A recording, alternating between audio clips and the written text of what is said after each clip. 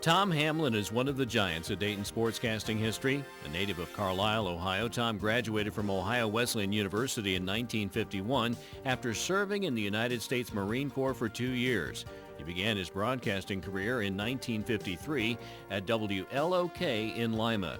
After a year in Mansfield, Ohio, Tom traveled south to Birmingham, Alabama, where he became the play-by-play voice of Auburn and the Alabama Sportscaster of the Year in 1959. He returned to Southwest Ohio in 1960 to join the staff of WHIO AM TV. He was the sports director of both radio and television for the next 17 years. During that time, he broadcast University of Dayton football and basketball games, as well as Ohio State football and basketball. He also organized the Aviation Bowl in 1962, in which Houston played Western Michigan at Welcome Stadium. Tom was a very gifted play-by-play guy, and it was a big day for the University of Dayton when he left Alabama as the voice of the Auburn Tigers to come to Dayton as the voice of the Flyers.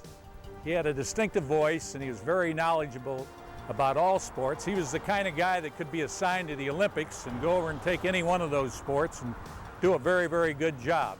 Tom had a mind that worked sometimes faster than his mouth, and he was always thinking ahead to the next thing while he was saying something else.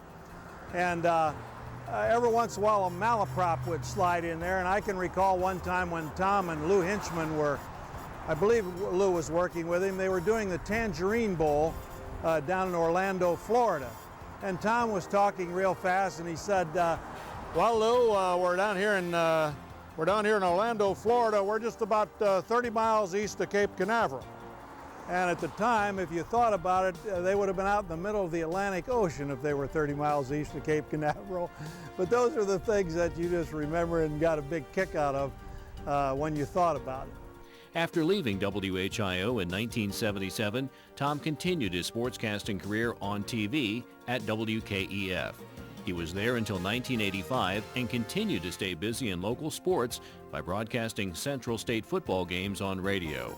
I've had a chance to know Tom since the late 1970s when we worked together at Channel 22.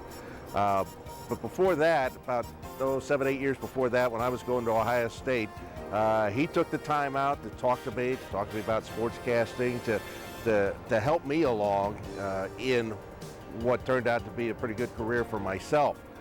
Tom has been active in his community as well as the world of broadcasting.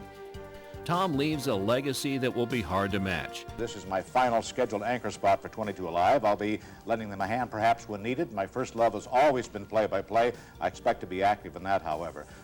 Sports is not life and death. Life and death is that. In 1957, had the first black athlete ever live on a TV program in Birmingham in the hard days of civil rights battle. My first caller, the head clan dragon of the Confederacy.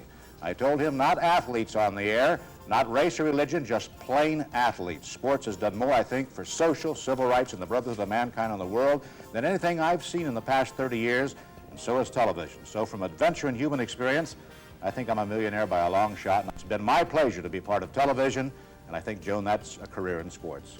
Tom Hamlin, truly a legend in Dayton broadcasting.